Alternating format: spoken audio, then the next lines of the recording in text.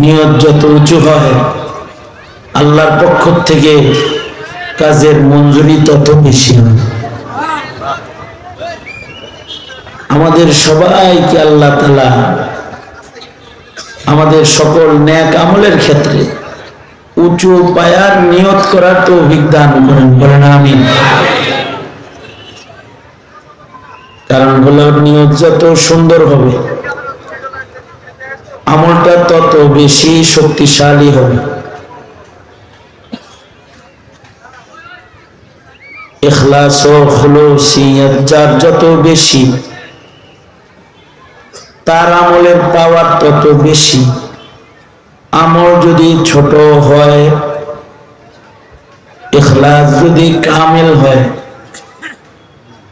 আল্লাহ রাব্বুল আলামিন এই ছোট্ট আমলটাই নাজাতের জন্য যথেষ্ট করে দেন। আল্লাহর রাসূল বলেন, আখলিস দীনাক, তুমি তোমার ভেতর খাঁটি বানাও, নিয়ত খাঁটি বানাও, মুখলিস হও, তো তোমার অল্প আমল নাজাতের জন্য যথেষ্ট হয়ে যাবে।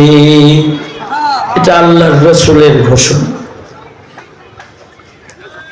আমাদের আকাবিরদের ইখলাস বড় শানদার ছিল, নিয়ত অনেক শানদার ছিল। মাওলানা ইলিয়াস রহমতুল্লাহ আলাইহি উনি মুসলমানের ঈমান আমল রক্ষার ফিকির করছেন বড় ইখলাসের সাথে। ফিকির করে দাওয়াত ও তাবলীগকে উনি উসুল হিসেবে দাঁড় করাইছেন। যে তাবলীগের চিল্লা সাল গাছ, মসজিদের আমল, সাপ্তাহিক আমল, মাসিক আমল এখন আমরা করি, এইটা উনি একটা মক্তব ঘরে বসে এটার ফিকির করছেন। কিন্তু ওনার ইখলাসের বরকতে আল্লাহ তাআলা এই দাওয়াত ও তাবলীগকে গোটা আলমের সব জায়গায় পৌঁছে দিয়েছে। এমন জায়গা আছে যেখানে মাদ্রাসা নাই কিন্তু তাবলীগ আছে। আল্লাহ তাআলা এইভাবে কবুল করছেন। দার মাদার কি? ইখলাস। ভিত্তি হলো ইখলাস। কাসেম নানতুবি রহমতুল্লাহ আলাইহি দারুল উলুম দেওবন্দ মাদ্রাসার বানী যিনি। মাদ্রাসা করছেন কোথায়? ভারতে, সাহারানপুরে দেওবন্দ গ্রামে এমন একটা জায়গা যেখানে ময়লার স্তূপ ছিল, জনবসতি কম, ডালিম গাছের নিচে কাসেম নানতুবি রহমতুল্লাহ আলাইহি ইলমে দ্বীনের খেদমত শুরু করছেন। এইটাকে আল্লাহ এমন কবুল করছেন, আল্লাহ তাআলা দেওবন্দ মাদ্রাসার শাখা প্রশাখা সারা দুনিয়াতে ছড়ায় দিয়েছেন। কিন্তু ওনাদের আর্থিক শক্তি কম ছিল, অনেক অর্থ ছিল না, অনেক সুন্দর বিল্ডিং ছিল না। ডালিম তলায় বসে কাজ করেছেন, কিন্তু নিয়ত বড় শক্তিশালী ছিল। আল্লাহ তাআলা সারা দুনিয়াতে চমকায় দিছেন। থানা ভবনের ছোট্ট কুঠুরিতে বসে হাজী ইমদাদুল্লাহ মুহাজিরে মক্কি রহমতুল্লাহ আলাইহি উম্মতের ইসলাহের ফিকির করেছেন। আল্লাহ তাআলা চিশতিয়া তরিকাকে সারা দুনিয়াতে ব্যাপক কবুলিয়ত দান করেছেন এবং হাজী ইমদাদুল্লাহ মুহাজিরে মক্কিকে সাইয়্যিদুত তাইফার মাকাম আল্লাহ তাআলা দান করেছেন নিয়তের কারণে। আমাদের আকাবিররা কত দুর্বল অবস্থায় কাজ করছে। আমাদের কিছু কিছু আকাবির আছে যারা জেলখানায় বসে বসে কাজ করছে, সেটা সারা দুনিয়াতে আল্লাহ ছড়াইয়া দিছে। যেমন ইমাম সারাখসি, আল্লামা সারাখসি রহমতুল্লাহ আলাইহি 480 দশকের মানুষ, 90-এর দশকের মানুষ, 490 হিজরিতে 84-85-তে ওনার ইন্তেকাল। ওই সময়ের মানুষ, 1000 বছর আগের কথা। ওনাকে সরকার জেলে দিল, জেলখানায় রাখলো কতদিন? 11 বছর। কত বছর? কি জন্য দিছে জেলে? অপরাধ করেছেন? বোমা মারছিল? মানুষ হত্যা করেছে? অন্যায় করেছে? না। সরকার যখন কোন মৌলবীরে জেল দেয়, পৃথিবীর ইতিহাস এটা, মৌলবীর কথা সরকারের গায়ে লাগলেই তার জেলখানায় পাঠায়। ইমামে আজম আবু হানিফাকেও সরকার জেলে দিছে। ইমামে আজম আবু হানিফার কথা পছন্দ হয় না, এর লিগে।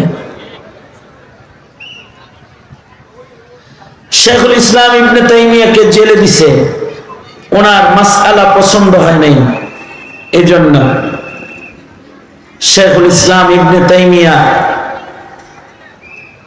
জেলখানার থেকেই ওনার লাশ বের হয়েছে। আশ্চর্য বিষয় হলো, সকালবেলায় জেলখানার থেকে লাশ বের হয়েছে, সন্ধ্যায় দাফন হয়েছে। নারী পুরুষ, মহিলারা বোরকা পরে, পুরুষরা দলে দলে ইবনে তাইমিয়ার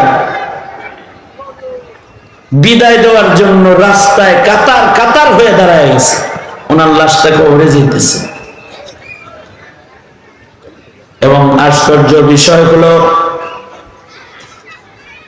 মানুষ ওনার মৃত দেহের উপরে, ওনার লাশের উপরে জামা ফিক্কা দিত। সেই জামাটা ওনার লাশের উপরে টাচ করে এটাকে বরকতের জন্য ঘরে নিয়ে গেছে। একটা মানুষের মরা লাশের এত কদর হয়েছে কখন? যখন তিনি মুখলিস হইছেন, তো আল্লাহ তাআলা ওনার শানকে বাড়ায়া দিছেন।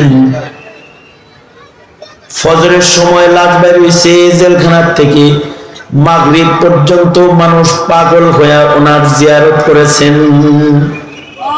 শেখুল ইসলাম ইবনে তাইমিয়া কতটা ইখলাসের সাথে যে ওনারা কাজ করে গেছেন, এ কারণে ওনারা মকবুল হয়েছেন। ইমাম সারাখসিও জেলখানায় রইলেন 11 বছর। উনি একটা ফতোয়া দেওয়ার কারণে ওনাকে জেলখানায় নেওয়া হয়েছে। কি ফতোয়া দিছে? ওই সময়ের বাদশাহে ওয়াক্ত, ওই সময়ের রাজা যিনি, বাদশাহ যিনি, তার ইচ্ছা হইল যে বান্দির সাথে জৈবিক চাহিদা পূরণ করবে, কিন্তু কুমারী বান্দি, এমন কুমারী যার এখনো পর্যন্ত ঋতুস্রাব একবারও হয় না, তার খাহেশ হইল যার ঋতুস্রাব হয় নাই, তার সাথে নিজের জৈবিক চাহিদা হালাল পন্থায় পূরণ করবে। বান্দি জায়েজ আছে, কিন্তু ইমাম সারাখসি ফতোয়া দিলেন, যতক্ষণ পর্যন্ত এই বান্দি, সুন্দরী বান্দি, এর যতক্ষণ পর্যন্ত হায়েজ না হবে, একটা ঋতুস্রাব না হবে, ততক্ষণ পর্যন্ত তার সাথে কোনো মেলামেশা মনিবের জায়েজ নেই। বাস, এই ফতোয়াটা বাদশার গায়ে লেগে গেল। এই ফতোয়া দেওয়ার কারণে ওনাকে জেলখানায় ফেলে দেওয়া হলো 11 বছর।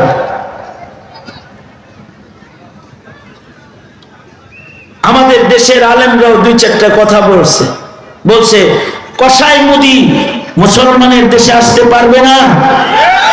বাস, এটা রাজার অপছন্দ হয়েছে, প্রেসিডেন্টের অপছন্দ হয়েছে, প্রধানমন্ত্রীর অপছন্দ হয়েছে, তো আলেমদেরকে হাজার হাজার আলেমকে জেলখানায় ঢুকায় রাখছে বিনা দোষে, কোনো দোষ নেই। মামলা কি? মামলা হলো মানিব্যাগ চুরির মামলা, মামলা হলো ককটেল নিক্ষেপ মামলা। আলেম ওলামার হাতে জীবনে কোনোদিন ককটেল দেখছেন? জীবনে কোনোদিন ধারালো অস্ত্র হেলমেট পরে কোনো আলেমকে মানুষকে ধাওয়া দিতে দেখেছেন? মামলা হলো গাড়ি পোড়ানোর মামলা। আমি আমার এক মুরব্বীরে বললাম, মিশা মিশা মামলা বানাইলো, ককটেল মামলা, জ্বালাও পোড়াও মামলা, এর কোন অস্তিত্ব আছে? যেমন আমাকে যিনি রিমান্ড করছে তারা আমি বলছি এই মামলার তারিখের দিন আমি তো বরিশাল ছিলাম। জি হুজুর জানি, জানে বরিশাল ছিলাম, তাও মামলা। আমি আমার এক মুরব্বীকে বললাম, এই যে বোমা নিক্ষেপ মামলা, জ্বালা পোড়াও মামলা, এগুলোর কোন অস্তিত্ব আছে? মুরব্বী বড় একটা সুন্দর কথা বলছে, ওনার কথাটা আমার সব দুঃখ মুছে গেছে।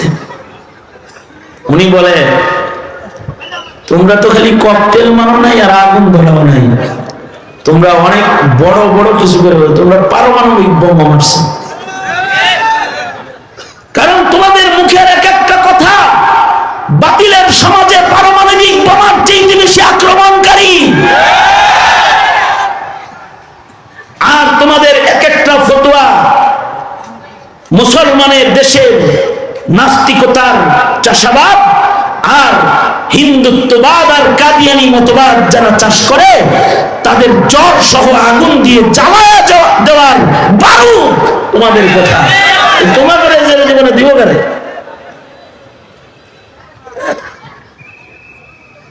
তার মানে হলো সময়ের রাজা বাদশার খেলাফ কথা হইলে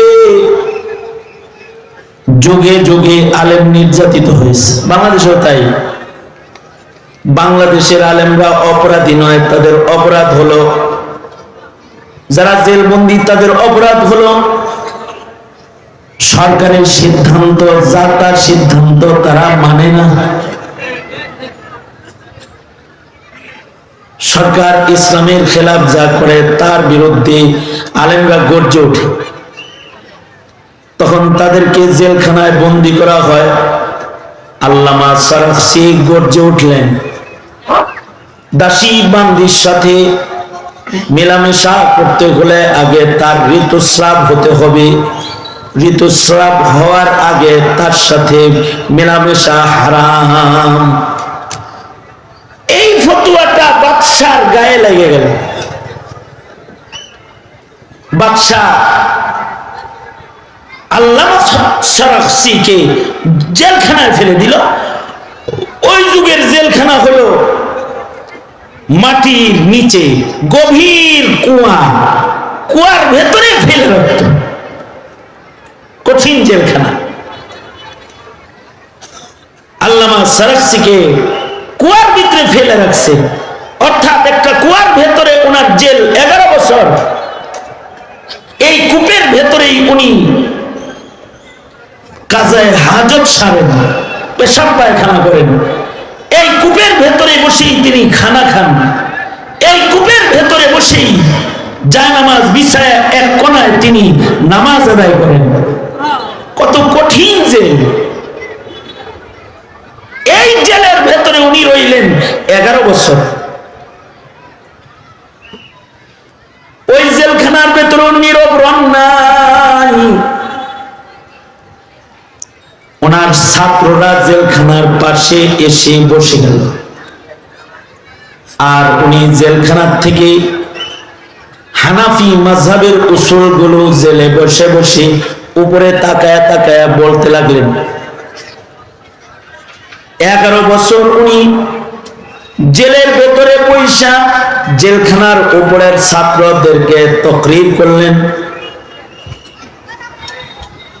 আল মাবসুত, মাবসুতের মুকদ্দমার ভেতরে আছে, জেলখানার ভেতর থেকে উনি বলতেছেন, ছাত্র উপরে বইয়া লিখতেছে, 11 খণ্ড উসুলে ফিকহের কিতাব ছাত্ররা লেখলো, আর উস্তাদ কুয়ার ভেতর থেকে বৈশা বৈশা বলল, হানাফি উসুলের জবরদস্ত একটা পূর্ণাঙ্গ কিতাবও তিনি জেলখানায় বসে তাকরীর করলেন, আর ছাত্ররা উপরে বসে বসে লেখলো। বর্তমান মাবসুত 30 খণ্ডের নতুন ছাপা হয়েছে। এই 30 খণ্ডের অধিকাংশ তাকরীর উনি জেলখানার বন্ধ জায়গায় অন্ধকারে বসে বসে কোনো কিতাব ছাড়া, কলম ছাড়া তাকরীর করেছেন, আর ছাত্ররা উপরে বসে বসে ওনার তাকরীর লিখেছেন। আজকে ফতোয়া দিতে হলে তার কিতাব খুলে দেখে ফতোয়া দিতে হয়। কতটা নির্যাতিত, কতটা নিগৃহীত, আর কতটা বন্দিত্ব নিয়ে কাজ করেছেন, কিন্তু মহান আল্লাহ ওনার খিদমাতকে কবুল করেছেন। আজকে 1000 বছর পরে ওনার কথাগুলোকে সুন্দর কাগজে চেপে নিজের আলমিরায় রেখে কিতাব খুইলা যখন পড়ে, মাসআলার হল হয়ে গেলে সরফ শিখে পায় না, কিন্তু তার কিতাবের পাতায় চুমা দিয়ে বলে, কত কাজ করেছেন আল্লাহর বান্দা। কিতাবের ভিতরে চুমা খায়। ওনাদের শক্তি কি? ওনাদের মৌলিক শক্তি হলো ওনাদের ইখলাস। আমাদের ছাত্রদেরকে আমরা পড়াই ইলমুস সিগা, এই কিতাব জেলখানায় লেখা হয়েছে, জেলের ভেতরে বসে কিতাব লিখেছে, সেই কিতাব পড়ে সরফ শিখতে হয়, ইলমুস সারফ শিখতে হয়। তাদের জেলখানার খেদমত প্রত্যেকটা আলেমের সামনে চলে গেছে। কোটি কোটি তালবে ইলম একদিনে বসে তাদের কিতাব পড়তেছে, আর তাদের আমল নামায় নেকি জমা হইতেছে। আল্লাহু আকবার কবীরা, কত কবুল হইছে। তাই এই যে ওনাদের খেদমত কবুল হলো, এই কবুল হওয়ার সবচেয়ে বড় কারণ হলো ইখলাস। বাইতুল্লাহ শরীফ পৃথিবীর মিডল পয়েন্টে নির্মাণ হয়েছে মুসলিম জাতির পিতা ইব্রাহিমের হাতে, বড় ইখলাসের সাথে। এবারে বাইতুল্লাহর ইটের আকর্ষণ ওনার ইখলাসের কারণে সারা দুনিয়া থেকে কাবা টেনে টেনে আসে, সেখানে লয়ে যায়। কাবারা হরদম তাজাল্লি নিফুজুদ ইজে ইখলাসাতে ইব্রাহিম বুদ। সারা দুনিয়ার মানুষ যে একটা ঘরের দিকে আকর্ষিত হয়, আকর্ষণ নিয়ে ছুটে যায়, পাগল হয়ে ছুটে যায়, ঘরটা দেখার পরে দিলটা ঠান্ডা হয়ে যায়, সকল পেরেশানি দূর হয়ে যায়, আল্লাহর সাথে সম্পর্ক হয়ে যায়। এর ইটের ভেতরে এমন মানুষের হাত লাগছে যার ইখলাস বড় আলী, যাকে আল্লাহ তাআলা নিজের বন্ধু বানাইছেন, খলিল বানাইছেন তাকে। এ কারণেই আমাদের আকাবিরদের খুলুসিয়তের কারণে গাছতলায় অথবা নর্দমায় অথবা কূপের ভেতরে বসে অথবা মরুভূমির উপরে এক কোণে বসে যে খিদমতটা করেছেন, সেটাকেও আল্লাহ তাআলা ব্যাপক মকবুলিয়ত দান করেছেন। কারণ কি? শক্তি হলো তাদের ইখলাস, তাদের নিয়ত। এ কারণে একটা মুমিনের জীবনের সকল কাজের আসল ভিত্তি, মুমিন যেটা ঠিক করবে সেটা হলো নিয়ত। নিয়ত ঠিক হবে তো তার ছোট আমল বড় হয়ে যাবে। রুব্বা আমালিন সাগীরিন তুআযিমুহুন নিয়াহ, রুব্বা আমালিন কাবীরিন তুসাগিরুহুন নিয়াহ।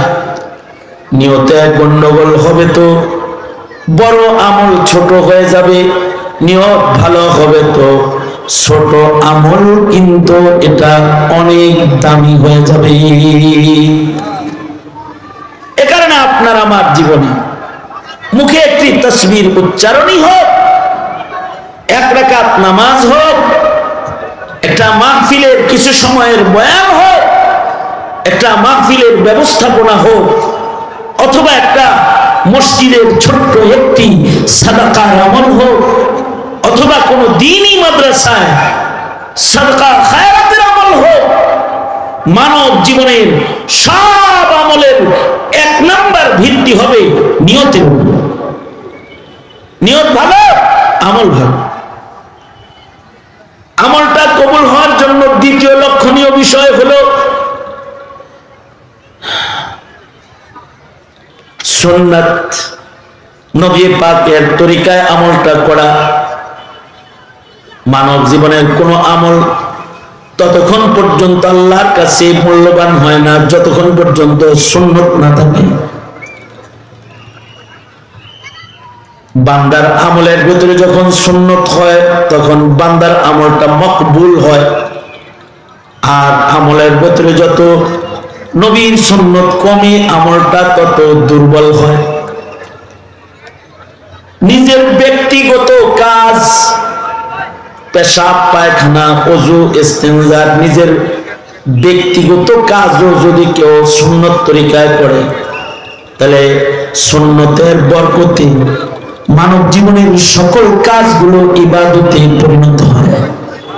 তাকমিলে মারিফত হে मोहब्बत रसूलुल्लाह की है, बंदगी खुदा की है, इताअत रसूलुल्लाह की। জীবনের সকল কাজ এটা বন্দিগি হবে তখন, নবীর তরিকা মতো হবে যখন, নিজের তরিকা মতো না, নবীর তরিকা। তাবলীগ করবা নবীর তরিকা, নামাজ পড়বা নবীর তরিকা, নসিহত করবা নবীর তরিকা, আমল করবা নবীর তরিকা, ঘর থেকে বের হইবা নবীর তরিকা, ভিতরে ঢুকবা নবীর তরিকা, পেশাবখানায় ঢুকবা নবীর তরিকা, পেশাবখানার থেকে বের হইবা নবীর তরিকা।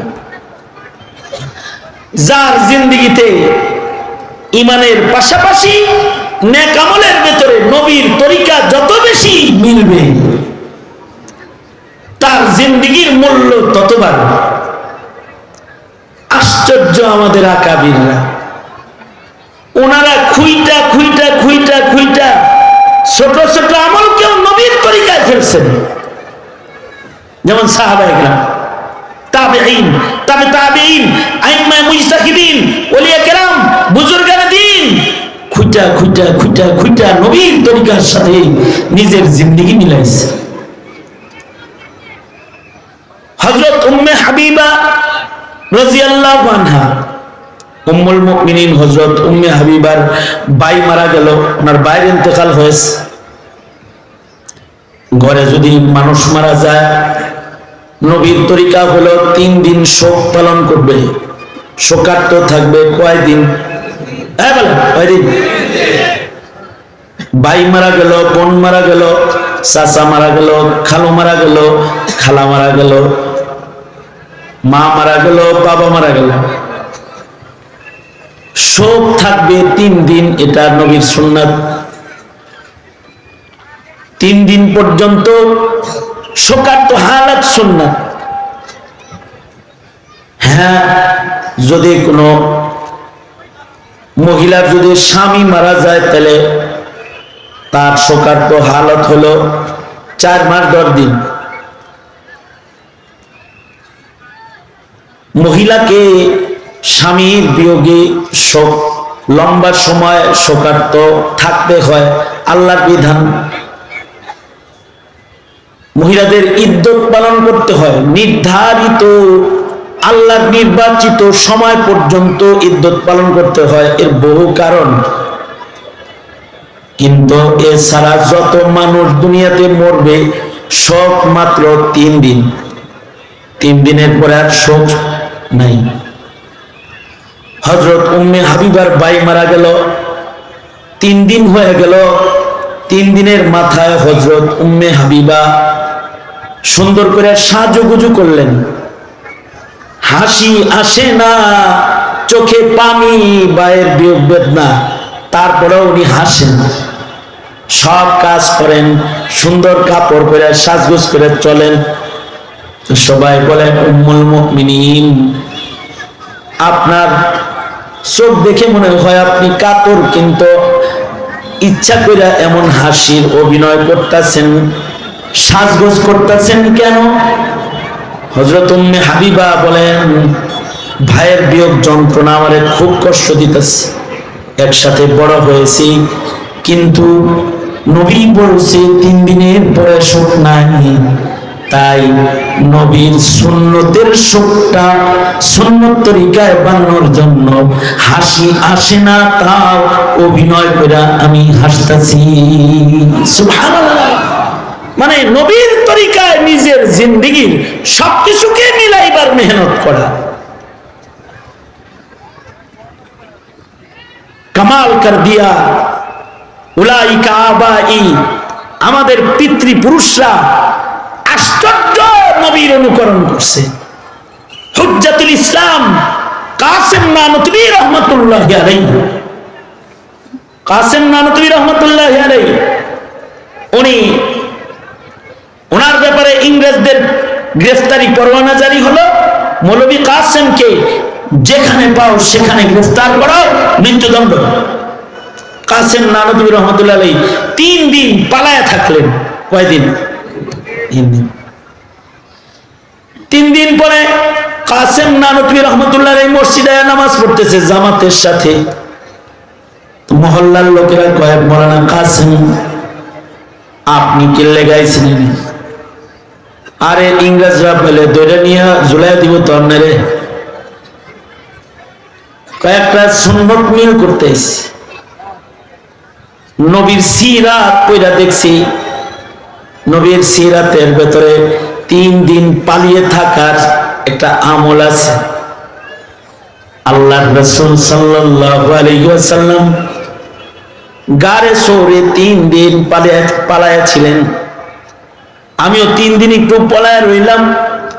3 দিনের মাথায় বের হয়ে আসলাম। বাইর হয়ে নবীর পালানোর সাথে নিজের পালানোটারে একটু মিলাইলাম। তাকমিলে মারিফতে মুহাব্বত रसूलुल्लाह की है बंदगी, खुदा की है इताअत रसूलुल्लाह की। মানব জীবনের প্রতিটি আমল যতক্ষণ না সুন্নাত তরিকায় না হবে ততক্ষণ পর্যন্ত সেটা আল্লাহর কাছে গ্রহণযোগ্য হবে না। তাসহিহে নিয়ত, নিয়তের তাসহিহ করা আর নবীর তরিকায় করা আর নিজের আমলকে দায়মি বানায় নেওয়া।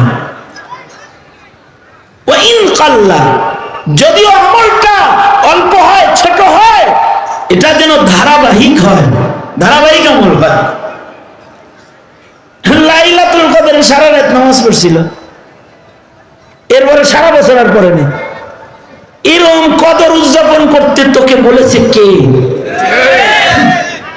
সবে বরাতে সারা রাত মসজিদে বসেছিল, তারপরের দিন থেকে আবার শেষ।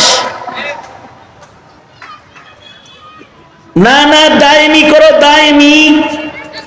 আল্লাহর রাসূলকে বলে, ও আল্লাহর নবী, কোন আমল আল্লাহর কাছে পছন্দের? নবী বলেন যে আমলটা দায়মি আমল, সব সময় করা হয়। যে কোনো আমল যদি দায়মি হয় ওটার দাম বেড়ে যায়, ওটার পাওয়ার বেড়ে যায়। তাহিয়াতুল ওযুকে দায়মি যখন বানায় ফেলেছে, ওযু গেলে ওযু করে আর 2 রাকাত নামাজ পড়ে দায়মি বানাইছে এটারে। তো বেলালের দায়মি এই হালতের পাওয়ার এত বেড়েছে, আল্লাহর রাসূল মিরাজে আসমানে চলছেন, সামনে জুতার আওয়াজ পাওয়া যায়। জিবরাইল সামনে যে জুতার আওয়াজ পরিচিত লাগে, কার পায়ের আওয়াজ? জিবরাইল বলে এটা আপনার বেলালের জুতার আওয়াজ। আল্লাহর রাসূল বলে বেলাল ফরশ থেকে আরশে কেমনে উঠলে? ফরশের বেলাল আরশে কিভাবে উঠলা? কয় ওই যে একটা সুন্নত আমল, এটা কখনো ছাড়ি না। এই কারণে আমাদের জিন্দেগির প্রতিটা আমলকে আল্লাহ দায়মি বানান। কমিশনার মামারের মাদ্রাসাকে আল্লাহ তাআলা কিয়ামত পর্যন্ত দায়েম কায়েম রাখে।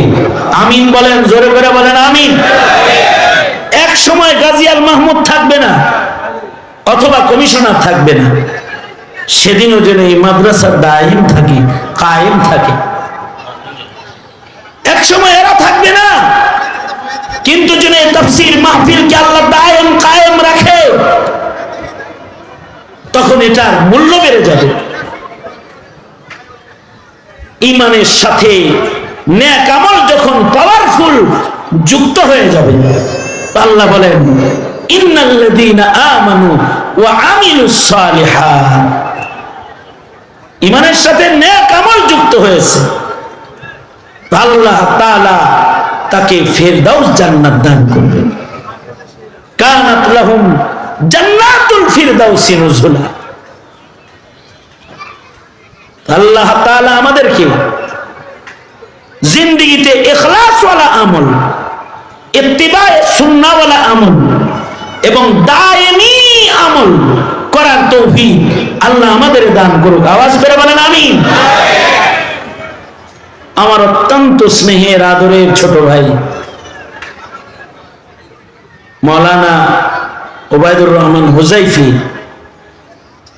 তার গোছালো ও ইলমি আলোচনা তার অল্প বয়সী ওলামায়ে দ্বীনদেরকে মুগ্ধ করেছে। অল্প সময়ে একটা ব্যাপক গ্রহণযোগ্যতা আল্লাহ তাআলা দান করেছে। আমার পূর্বে মুফতি রেজাউল করিম আবরার, আমার অত্যন্ত স্নেহের ছোট ভাই, এমন কোন সপ্তাহ নাই যে সপ্তাহে লম্বা কোনো কথোপকথন আমার সাথে তার সাথে হয় না। অল্প বয়সে আল্লাহ তাআলা এদেরকে জাতির কিয়াদত করার মতো যোগ্যতা দান করেছে। সুতরাং আমি তো দুর্বল, অসুস্থ রোগী, তাদের মেহনতের শক্তি আল্লাহ তাআলা আরো বাড়ায় দেখ, এবং তাদের মেহনত গুলোকে আল্লাহ তাআলা কবুল করে নেন। আপনারা দোয়া করেন আমার হাজারো অযোগ্যতা সহকারে আমার জীবনে মাইকের সামনে বসে আমি যে কথাগুলো বলেছি, কিছু কথা যেন আল্লাহ কবুল করে নেয়, আর ওইটার বদলায় যেন ময়দানে মাহশারে গ্রেফতারি পরওয়ানা থেকে আল্লাহ তাআলা হেফাজত করেন। বাস এই দোয়া আপনাদের কাছে চাই। এই মাদ্রাসা, এই মাহফিল, গাজী আল মাহমুদের মেহনত এবং কমিশনার সাহেবের মেহনত আল্লাহ কবুল করুক। আল্লাহ তাআলা আগামী ঈদের নামাজ যেটা ওটাও কবুল করুক। আর কইছে না আমার বাড়ি দিব, বাড়ি দিলে ওটা খানকা হইব। আল্লাহ তাআলা এখানে খানকাহি নিজাম করার তৌফিক দান করুন। আমিন। ওয়া আখিরু দাওয়ানা আলহামদুলিল্লাহি রাব্বিল আলামিন।